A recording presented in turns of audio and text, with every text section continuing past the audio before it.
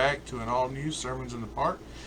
As you know, last week we didn't have one, so this week's we're gonna be having one for sure. So, um, as always, I'm your Reverend Jamie McCaskill, and I want to take this time to wish a happy Father's Day to all of you fathers out there. I know a few of you watch me are fathers, so happy Father's Day to you. Happy Father's Day to my own father, Jimmy McCaskill, and my stepdad Brian. My brother Jason and Roy Turner, and all of you out there that watch me. So happy Father's Day to you. Also, we gotta also remember that we have a Father that we all share.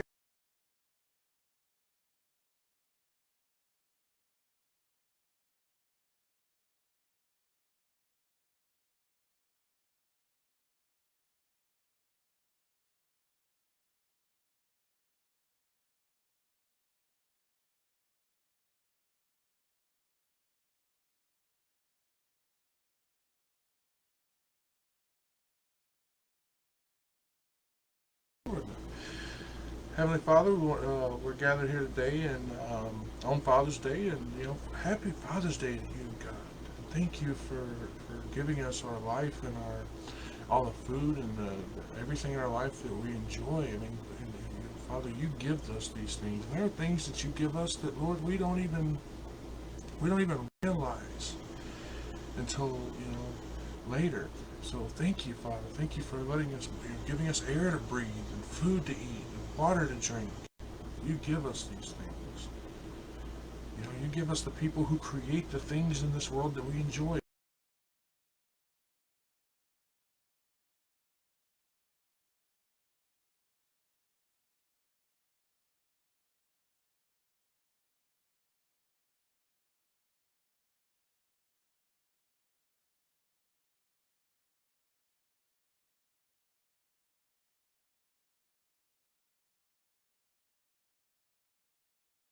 Watching this who have not found their way to you. And I pray, Lord, that the words that I deliver here will reach their ears and they will realize that you are what's missing in their life. That everybody has that, so they all have that feeling. There's a big hole in their life that's missing, and it's you. You, Father, you're the hole. You're the what would fill that hole that's in their life, and we thank you for that. Amen. So, as I said last week, we didn't have a sermon here online as I was busy dealing with things in my own life. So this week we find ourselves here in chapter 20 of the book of Job. So if you want to go ahead and turn there, that way you're ready. We're going to be picking up right after Job.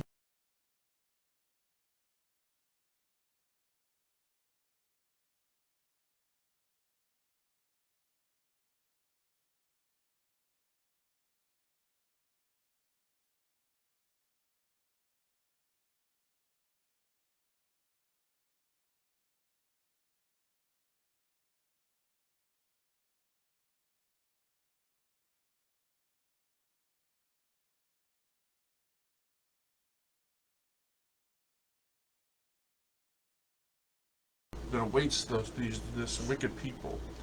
And he focuses on two main ideas. The first of which is that the prosperity of the wicked is actually short-lived. They don't get time to enjoy it. They have a very short time of triumph because uh, sin's pleasure. The pleasure of sin. Actually, it's short-lived. It passes. And we've actually described that how when you have a sin, when you sin, you might enjoy it, but it's actually for a short time. And then you wind up going back to it and back to it to get that little short moment of pleasure.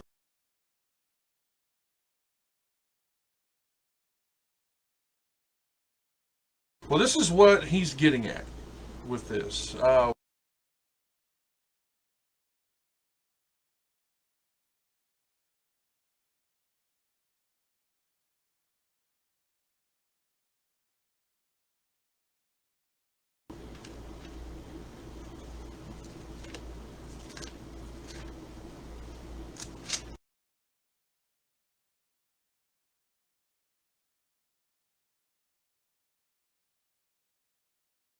Hebrews 11:25 says, choosing rather to suffer affliction with the people of God than to enjoy the pleasures of sin for a season. Do you see right there?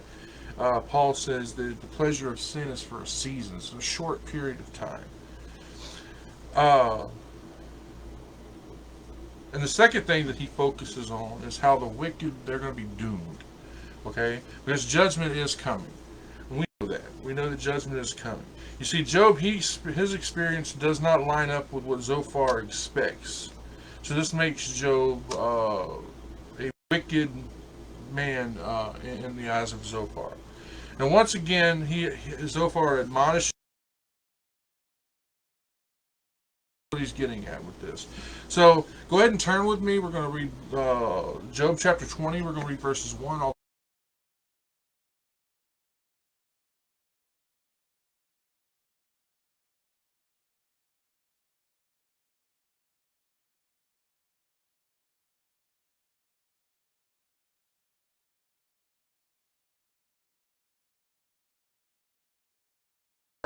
The Namathite and said, therefore do my thoughts cause me to answer.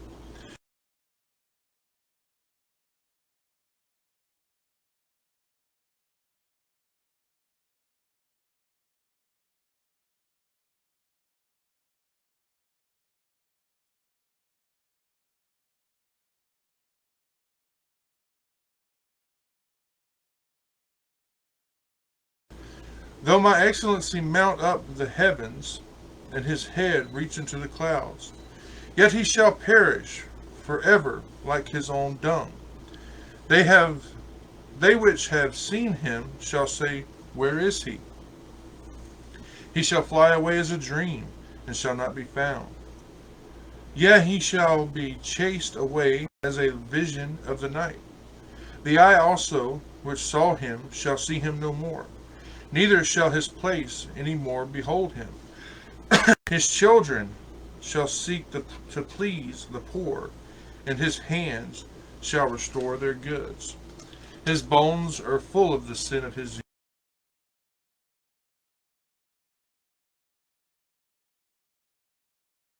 Though he hide it under his tongue, though he spare it and forsake.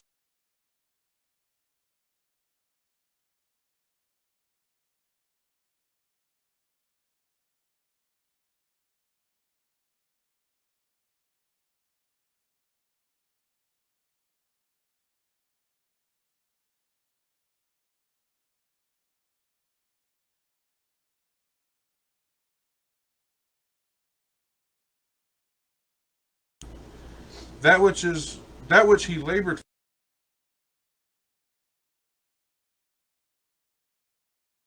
shall the restitution be, and he shall not rejoice therein. Because he hath oppressed and hath forsaken the poor, because he hath violently taken away an house which he builded not.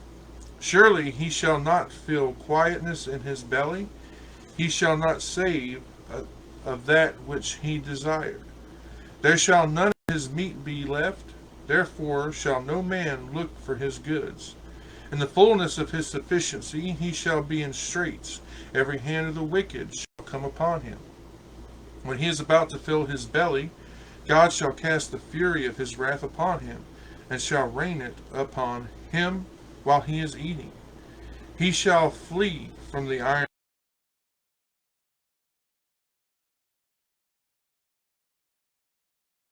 The glittering sword cometh out of his gall. Terror are upon him. All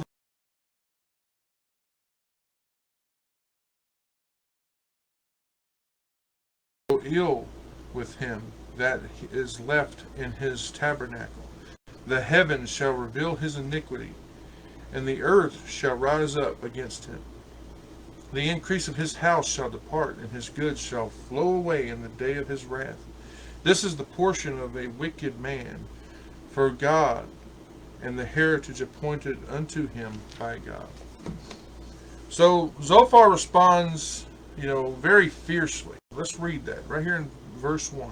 Then answered Zophar the Namathite and said, you see, he's responding fiercely, more fiercely than he did last time.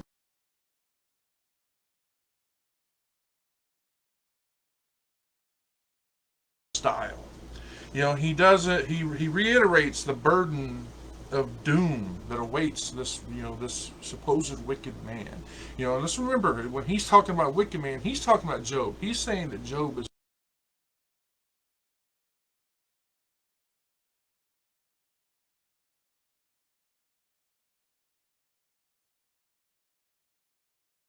two here. Therefore do my thoughts cause me to answer, and for this I make haste. Now, right here, this is where his response actually started, because in the last one we see that it sets up that he's about to respond, and then he responds. And I want you to notice how he says, "My thoughts cause me to answer." He is saying that after hearing everything that Job had said, all this talking that Job did in the last verse, the last chapter, that he's been sitting there and he's been listening, but he's taken exception to what Job had said. He couldn't hold on to it anymore. It's about to burst out of him. He just had to speak. And I think this is why he says right here, "For this I make haste." Because he is speaking.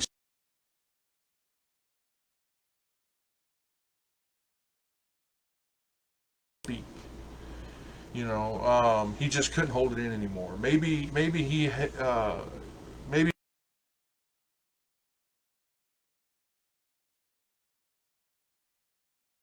don't know what you think here, but I've been there. I've been in that. You know, you know.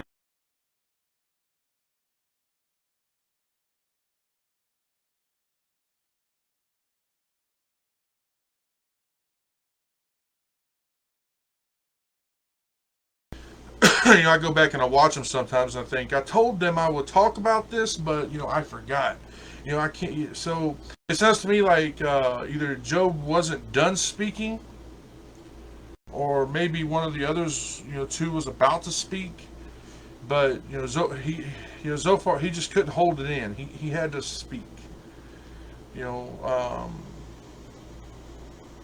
I also don't think that Job expected someone to reply after what he had said. Just remember at the end, with that warning, I think he actually expected that this would shut him up. And Zophar, either he didn't care or he didn't hear him. You know,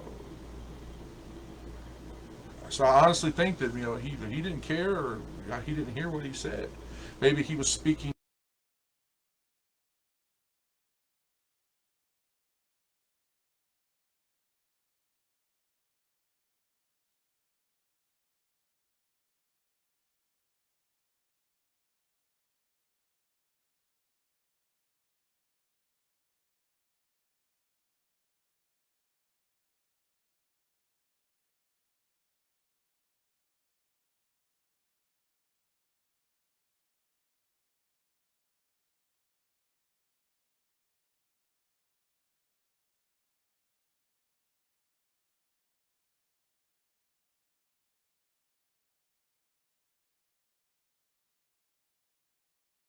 Know that no matter what Zophar says, sometimes the most wicked people, they live very long and prosperous lives. Look at like your drug lords, and I mean, heck, you go.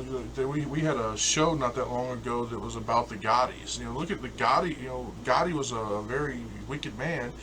His family is still living with this fame because of it. Look at Noah. Noah, he had endured the wickedness of his generation for over 120 years while he preached and built that ark. We can see this also in Genesis. Let's turn to Genesis 6. We'll read verse 3.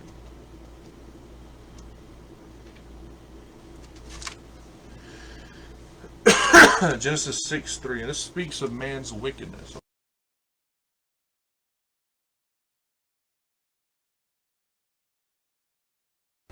For that he is also is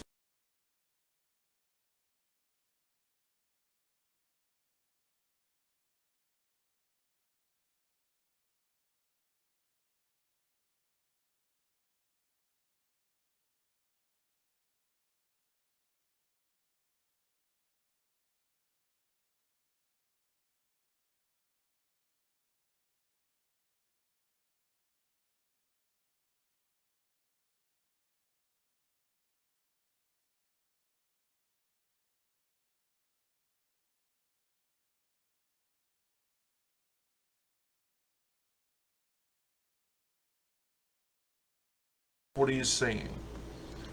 And then he goes, of old. And have you ever noticed how many times in this book, in the book of Job, you see that same statement, of old?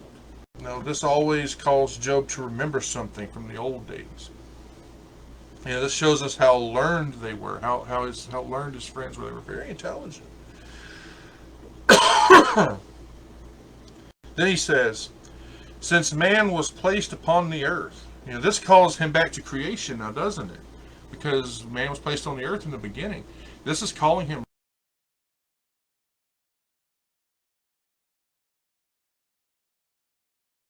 back to Job with words like wicked and hypocrite and triumphing. He says that Job is wicked and hypocritical and a proud person, and that he will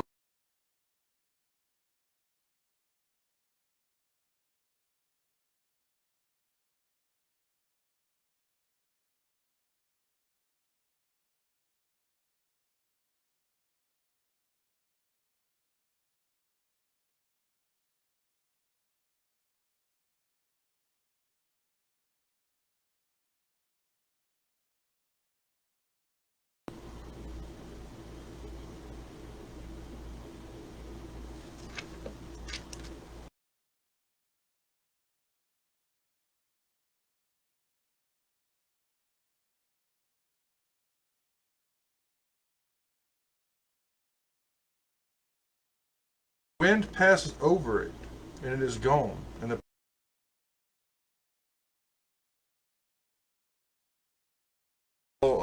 he mentioned that the joy of the hypocrites. He's saying that when he's saying this, he's talking about Job.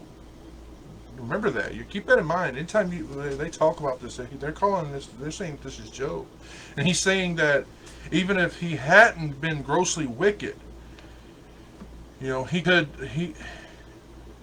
still be guilty of hypocrisy. He's talking about how the wicked man will rejoice, but it's like I was saying earlier. It's only for a very short time.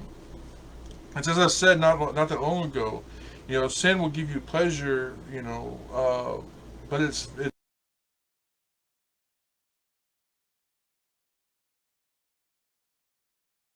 over. You're wanting that rush. Just like it's like a drug head.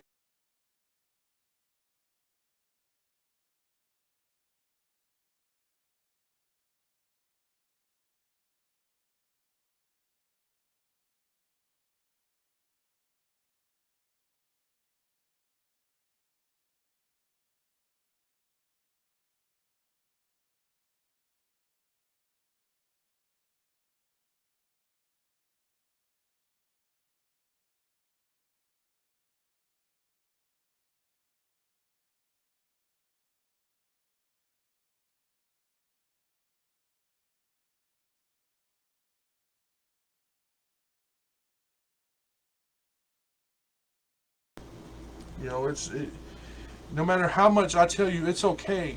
God still knows you sinned. It's still, in God's eyes, you've done wrong. Zophar here is implying that there is a tradition that had set up at the beginning of time, and it was that the wicked will not triumph for long.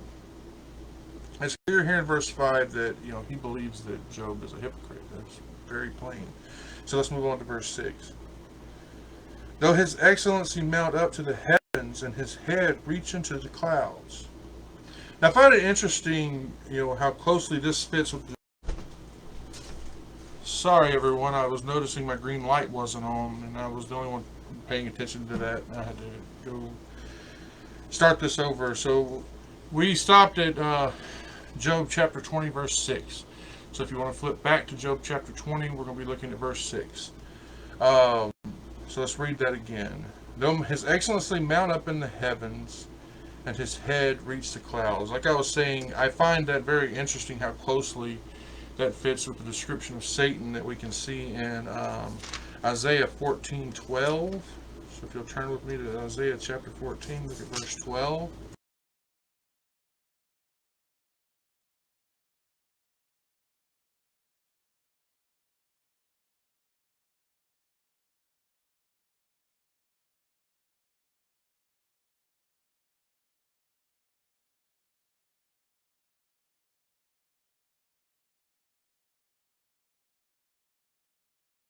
Now here I think this speaks of pride and how it will make your head swell up, Think about how we'll often say, you're looking down on other people, because you're a very prideful person. You're very prideful.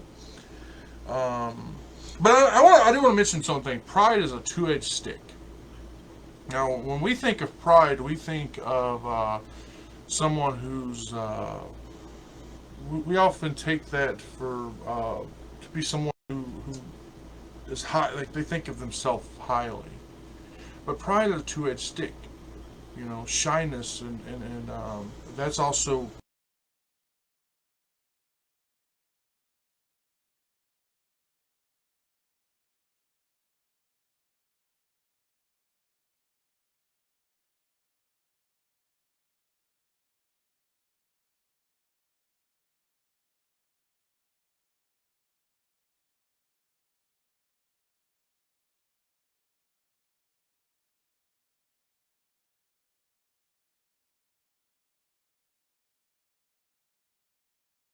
with what Jesus said to Capernaum in Matthew chapter 11, verse 23. So if you'll turn to Matthew chapter 11, we're going to look at verse 23.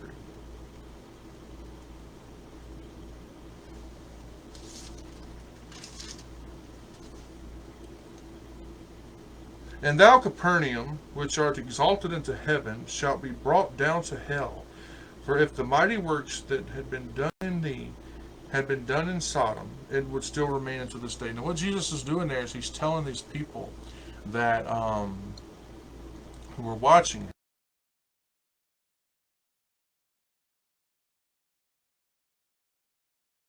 if they had seen what you're seeing, all these.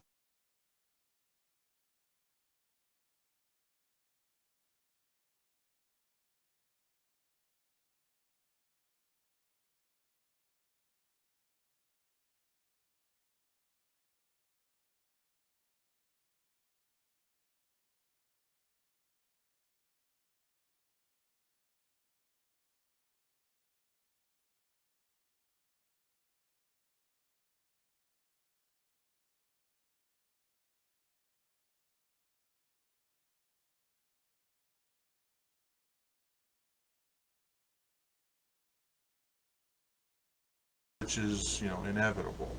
Now, did you know that in the ancient times they would actually bury people in dung piles? Yeah, they even their kings, they would. So that's why they get the comparison here. And if you think about it, it makes sense. Now look here where it says, "Thou which have seen him shall say, Where is he?"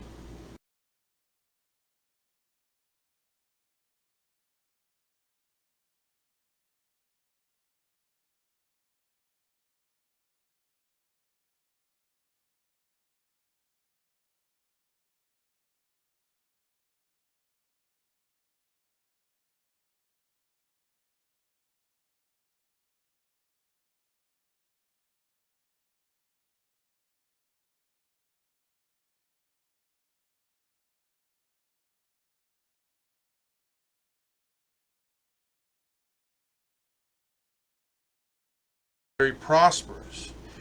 Now, it looks like Zophar had been jealous.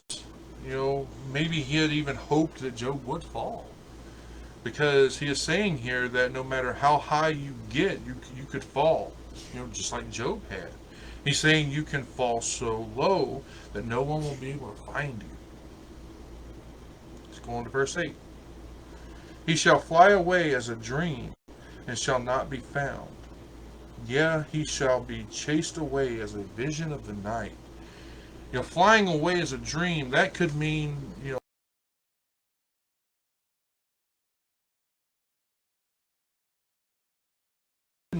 how dreams are an illusion. You know,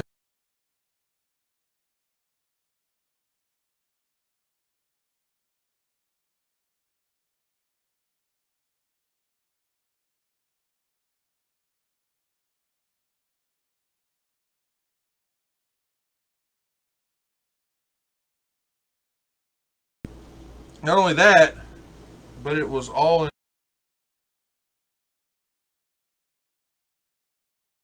mercy.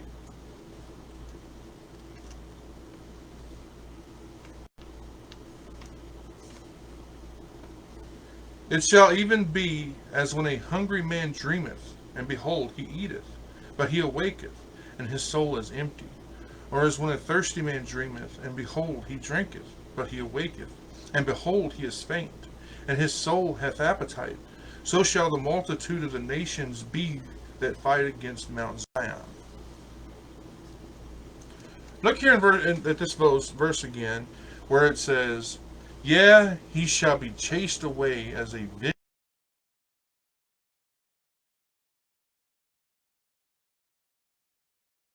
About how if you follow that dream, or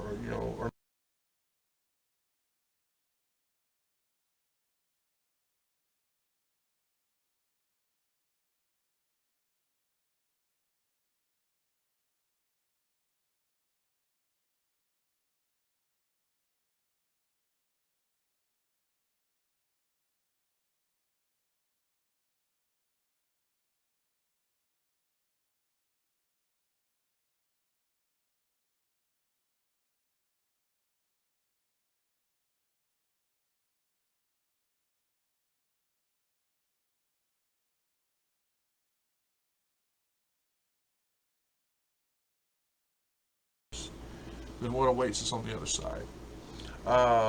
We busy.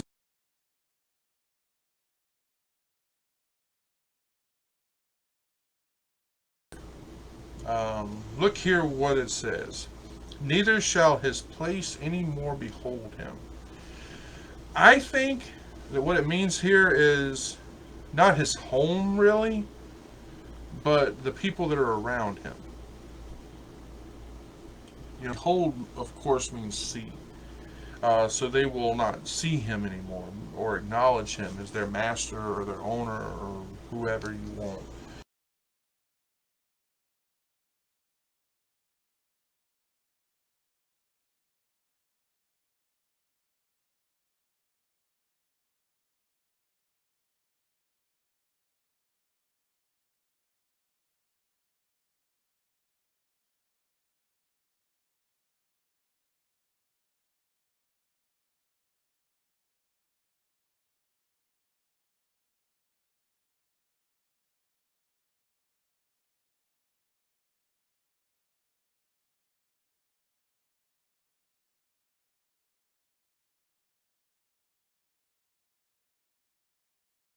He's going to give back what is owed to them. Pay restitution, if you will. Meaning his children won't do it. He will. Kind of dumb. This is kind of a dumb comment by Zophar because remember one important detail: Job's children are dead.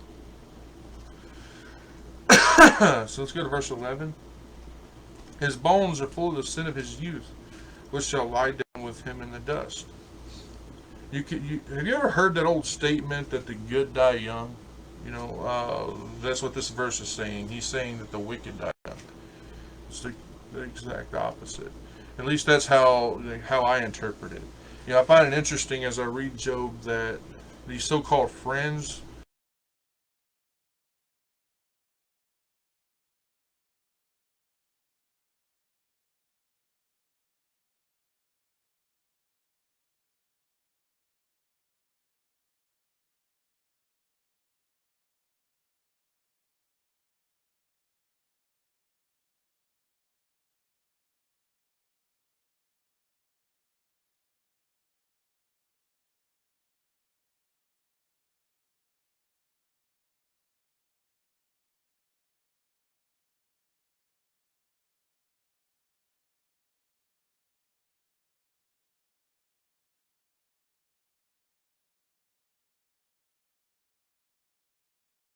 enjoyment because the reason that he's saying that the reason that Job had no joy was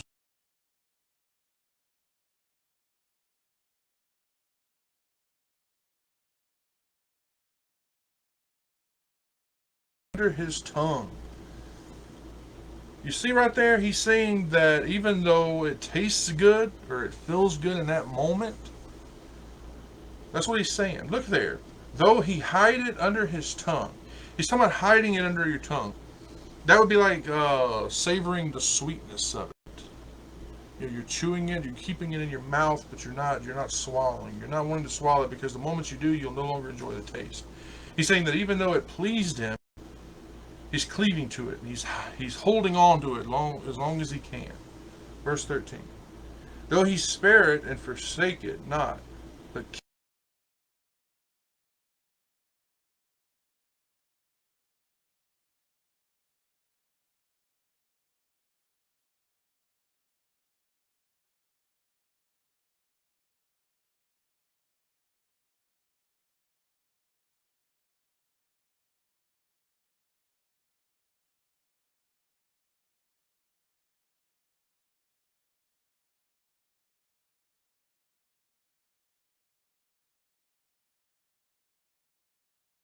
he's bragging about it, which just isn't true.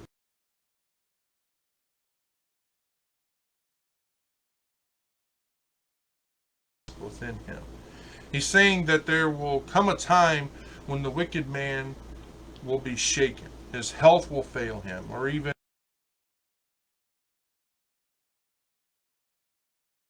and it will feel like he had eaten something poisonous. That's why you're seeing that right there. That's why he's talking. I want you to pay attention to something here, where it says the gall of asps.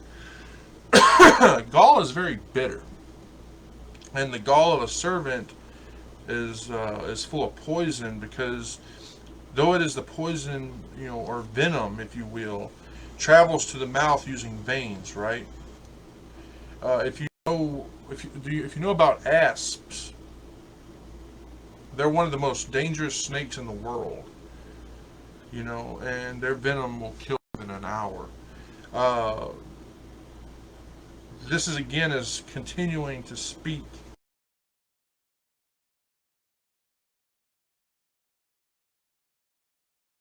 here the bowels. Zophar is saying that Job had sinned and how now he found out that the sin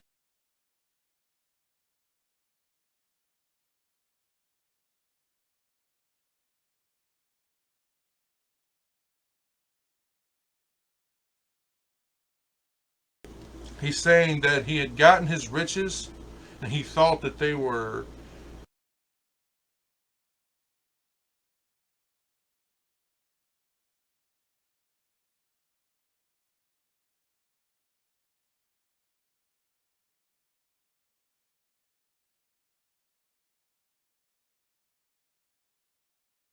his own, that God is going to make him give it back. One day, one way or another, God is going to return what was taken to the one who it belongs to. All of this really makes you think that these friends were jealous of Job's prosperity. He had received so much, and now here he was, and they're watching it all. They're watching him suffer, and they're enjoying it, aren't they? Because they believe that God was taking it away. Verse 16.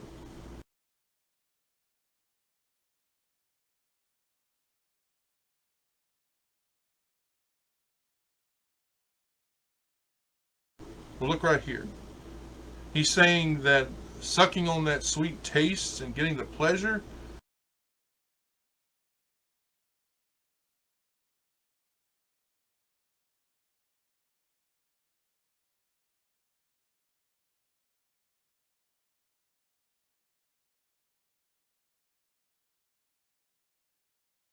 of an ass come from. That's right, from its head, right? Sin is the same way. All the charm that we see in sin will turn into raging furies. And Zophar speaks of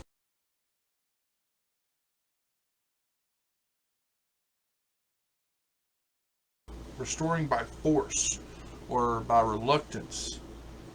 Then he says, God shall cast them out of his belly, meaning God will make him vomit them up by dealing with his heart, making him feel guilty. He won't find any peace until God is done with him. Zophar is really crushing Job's spirit here. He's really threatening him. Even though these threats seem just general, Job knows who he's directing him at. He's directing him directly at Job. Verse 17.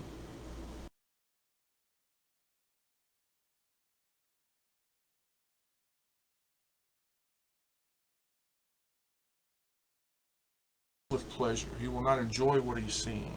These sights that are very beautiful and delightful, brooks and rivers, he's not going to have any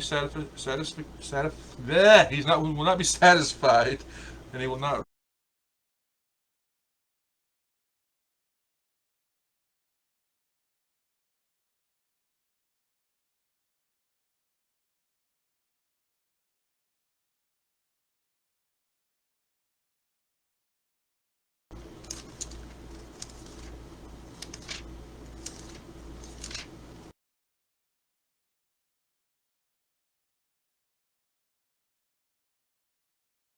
with the fatness of thy house, and thou shalt make them drink of the river of thy pleasures.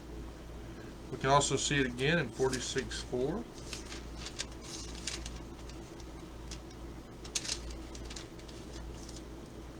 There is a river, the streams whereof shall make glad the city of God, and the holy place of the tabernacle of the Most High. And then we can also turn to Isaiah. We'll look at 7:15.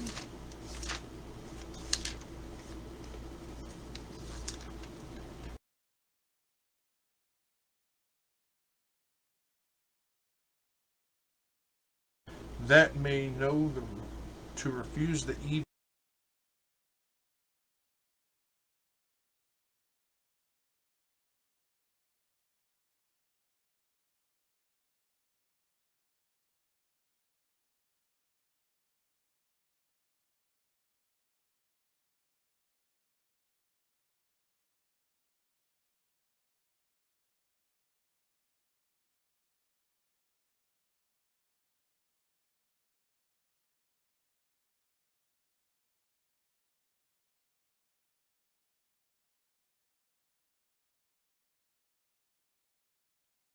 Miss out on the beauty around us because they're going to die early. Let's think of verse 18.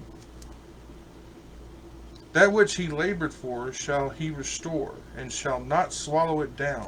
According to his substance shall the restitution be, and he shall not rejoice therein. This is saying that the wicked man is going to pay back not only what he took.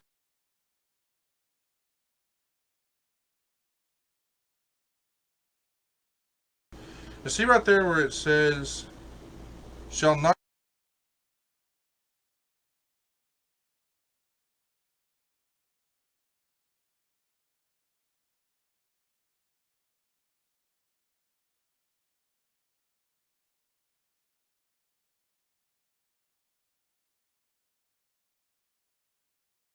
That this wicked man will lose everything just to make sure that he's paid for all of his wrong.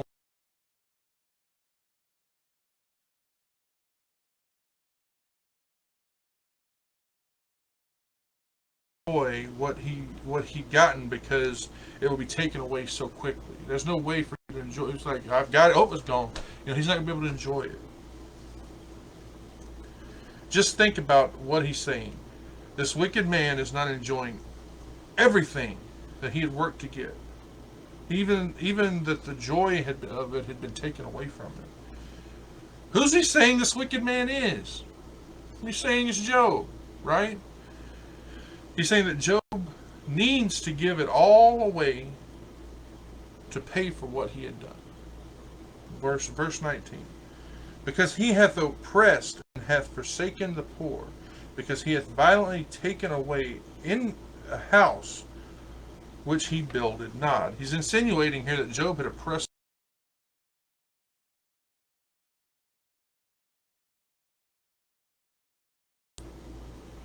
Eliphaz he'll do it later on. He's going to do it in chapter 22, which will eventually.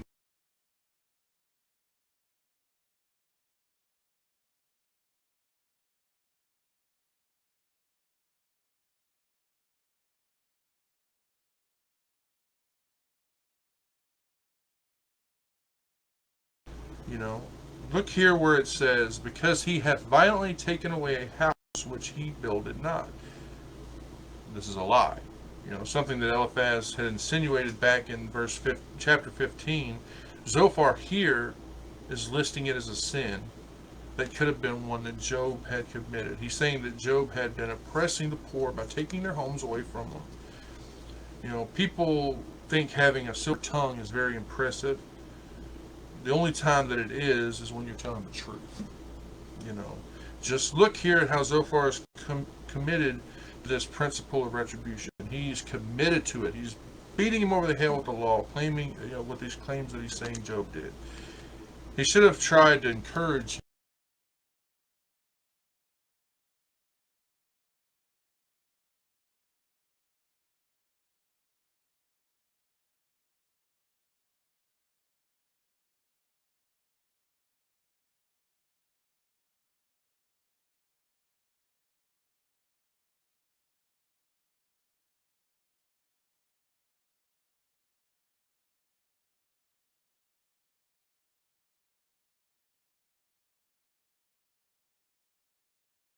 Job. So he said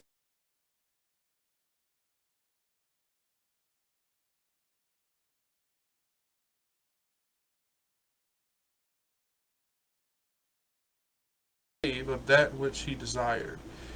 He's saying that he will forfeit everything. Everything he'd ever gotten, he's going to lose it anyway. Go ahead and give it up.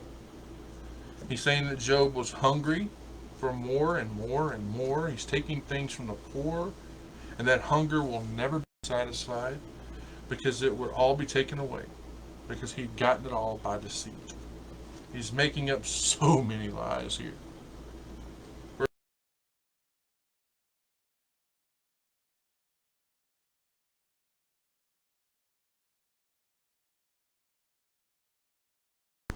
Look where he says right there, therefore shall no man look for his goods. And that sounds difficult up with Facebook Live today, guys. I'm sorry for continuing to do that. I don't know where we stopped in verse 22, but we're going to go on to verse 23. I'm sorry, I don't know what's going on with Facebook today. It keeps booting me off of Facebook Live. So we're on to verse 23. So let's go ahead to there. When he is about to fill his belly, God shall cast the fury of his wrath upon him, and he shall rain it upon him while he is eating. Now this is saying when he's about to fill his belly, and that speaks of getting ready to satisfy himself. He's getting ready to eat. He's getting ready to indulge in that pleasure of what he had accomplished, He's comparing that to eating. He goes on that God shall cast the fury of his wrath upon him, meaning, of course, that God will send punishment on him. Then it says,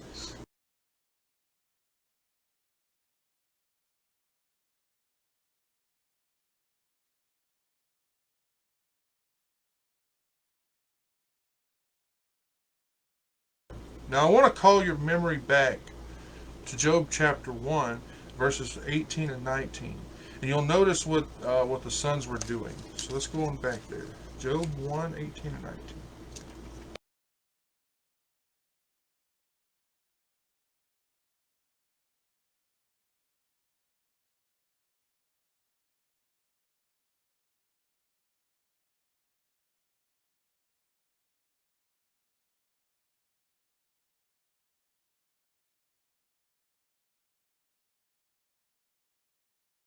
They are dead, and I only escaped alone to tell thee. They were eating. That's interesting if you notice that he says here the plagues will come while he is eating.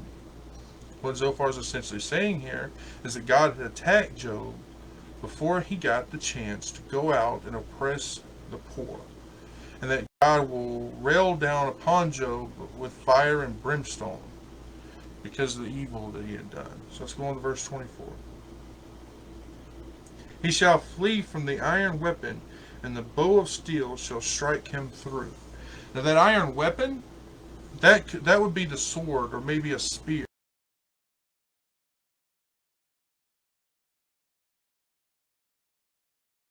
Steel. The fact that it is steel is speaking of its strength. Steel is hard.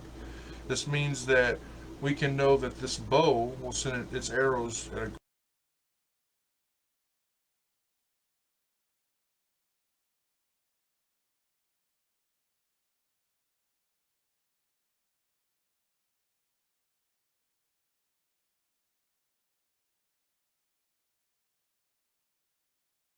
of this great and powerful weapon turning against this evil man. Now, did you notice the problem with this verse? Bear in mind that all these verses have all been directed at Job. They assume he's this evil man. But this was the man, the man is fleeing, right? Job hadn't ran. He'd stayed right where he was. Verse 25. It's drawn and cometh out of the body. Yeah, the glittering sword cometh out of his gall. Terrors are upon him. See where it says, and cometh out of the body? This must mean that arrow had been, that one had shot through him.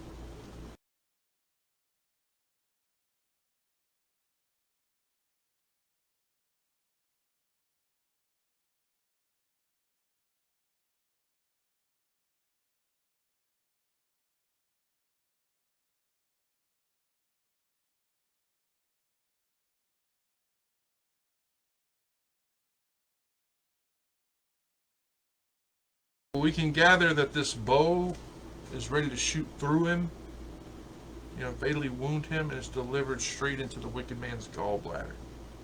Verse 26. All darkness shall be hid in his secret places. A fire not blown shall consume him. It shall go ill with him that is left in his tabernacle. All darkness, that is literal, all darkness is reserved for his treasure. A lot of people think this means all of his earthly treasures are hidden and that no one can find them. This part is interesting once you understand.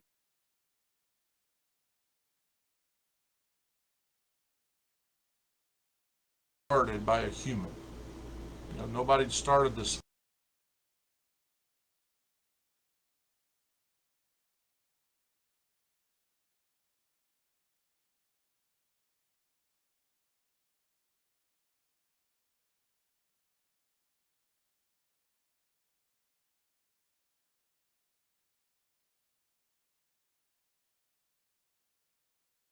Lived in. His wife, his children had all left. All of his servants had gone. But it's saying that they would have all, if they'd stayed, they would have experienced ruin. When it says, it shall go ill with him that is left in his tabernacle. Because notice it says, him that is left. So that would mean anyone that had stayed there, anyone that dwelled in his home. The Bible does tell us something. Sometimes God punishes the children where their father sins. So it makes sense, right? Let's go on to verse 27. The heavens shall reveal his iniquity, and the earth shall rise up against him. He's saying that God will show what he had done by delivering this judgment.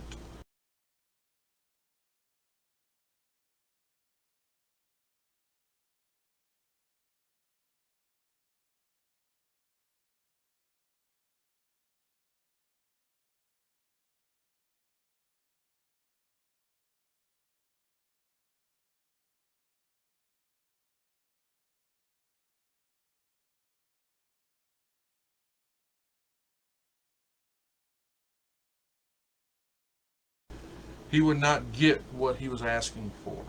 Remember, Job had asked God to let the heavens and the earth be his witness. Zophar is saying, no, you oppressed them. They're going to be opposed to you. So let's go on to verse 28.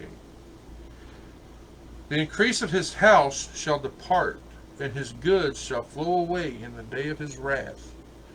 The increases of his house, that is the goods, his income, the revenue, right? All of these things that he uses for his family. See where it says shall depart. This means that he's going to lose it all. All of it's going to be taken away from him. We already know that, right? We've seen that earlier. Then it says shall flow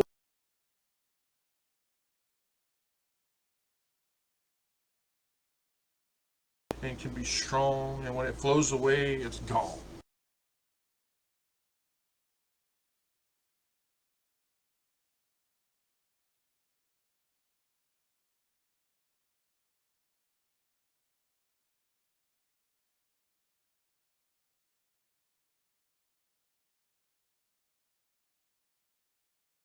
roll away.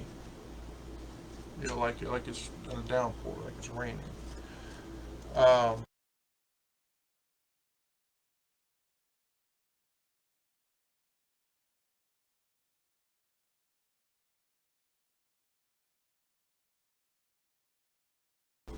Everything he had was taken away. Verse 29. This is the portion of the wicked man from God, and the heritage appointed unto him by God. Here's this last verse, so far as trying to attempt to summarize everything that he had said. You know, he tells Job that this wicked man who he thinks is Job has no heritage, and heritage, of course, is property. So he has nothing. But see, Zophar, he has one major thing going against him. And what is that? Job's not a wicked man. If Job's not a wicked man, he can't.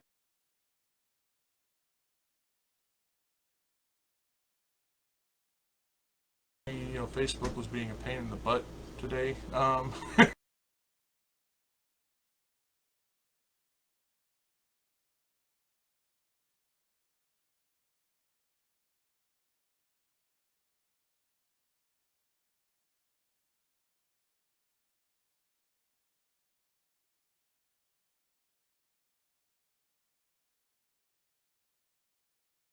I'm so glad that you all did. And again, happy Father's Day to all you fathers that are watching.